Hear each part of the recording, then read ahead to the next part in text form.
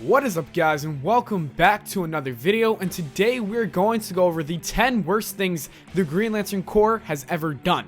And without further ado, let's get straight on the list with number 10, using the ring for stupid stuff. The Green Lanterns undoubtedly have one of the coolest powers in the DC universe.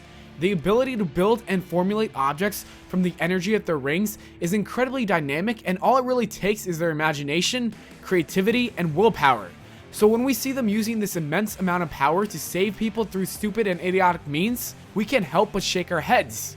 There are countless instances where members use their rings to make almost laughable objects, but here are some of the best examples. Hal Jordan turned himself into an envelope. Chip made it rain acorns. Kyle Rayner makes Cupid fight Nazi. And so many more that would make this video hours long.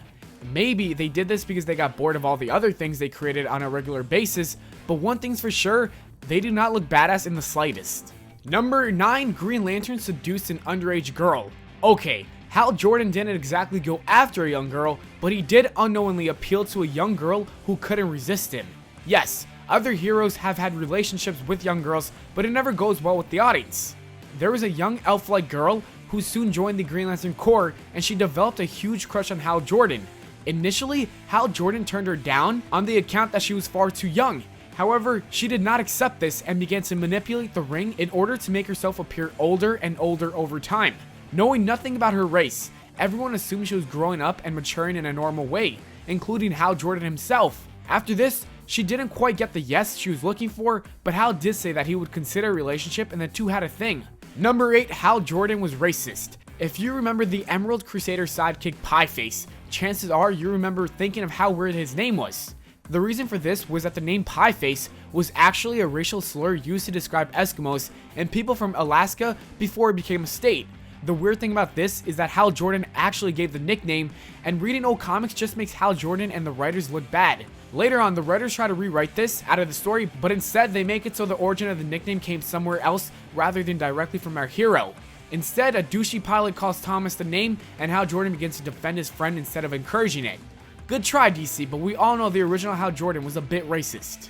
Number 7, the Green Lantern Corps recruitment strategy. The Green Lantern's Corps consists of a lot of members, each one being different and unique in their own ways. It's nice to see that they don't discriminate by race, gender, or species. But the only thing is, they don't discriminate at all, not even by skill. It seems that right when a Green Lantern dies, their ring flies off into the universe to find a new host. The only bad thing is that the whole process is totally random. There's not a ritual or some test to see if the person is physically, mentally, or socially ready. It's just, here, you're the newest Green Lantern. A perfect failed example is Sinestro. I mean, come on, the guy's name and look shouts evil. Even though he eventually became this sort of anti-hero, it doesn't change the fact that this entire process is a real issue. Number 6, the Green Lantern Corps punishment system. We all know that the Green Lantern Corps is essentially the universal police force, so it would make sense that they would have some sort of justice or punishment system. But who knew that it would be so unorganized and careless?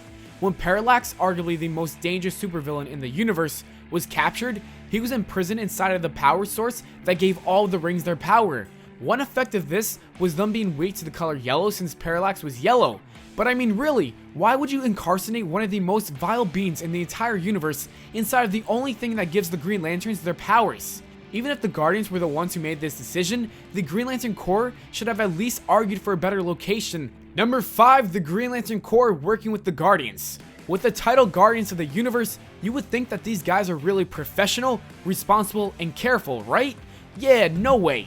I get that the Guardians made the Green Lantern Corps, but why do the Lanterns have to continuously work and listen to these guys?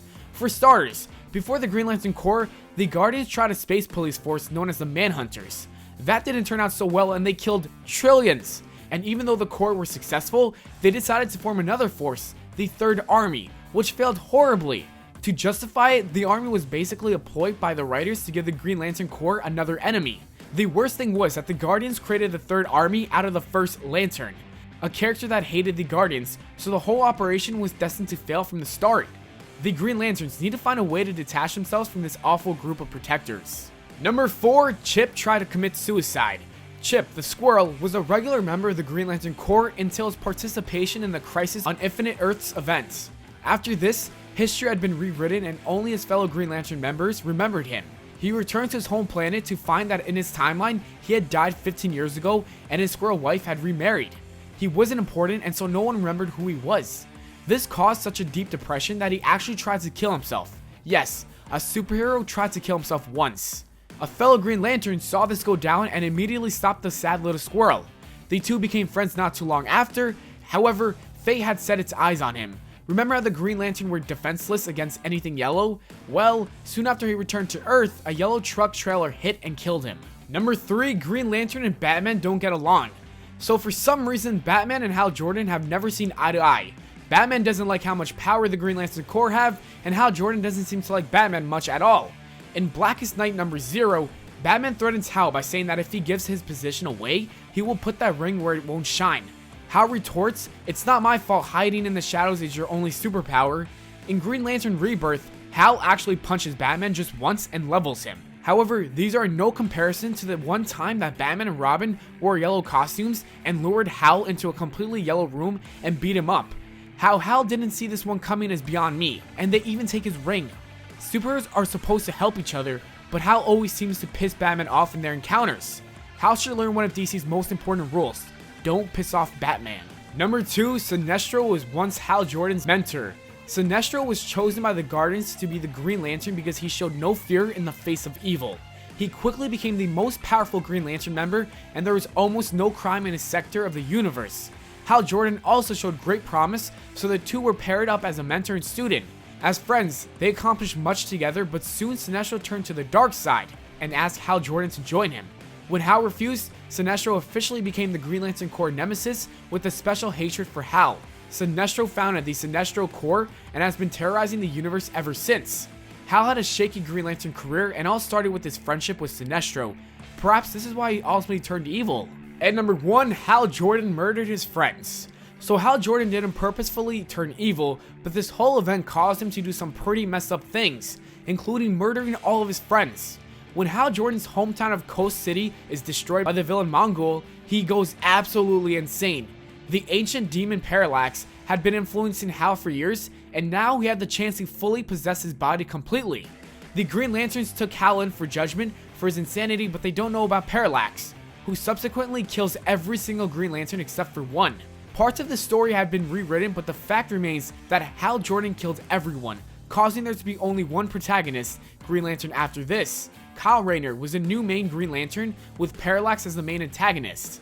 Hal Jordan's murder of his allies and friends is perhaps one of the worst actions by any superhero in comic book history. And that is it for the video, guys. As always, I hope you all enjoyed. If you did, don't forget to leave a like and subscribe for more. Make sure to follow me on Twitter at Valplana, and I'll see you all later.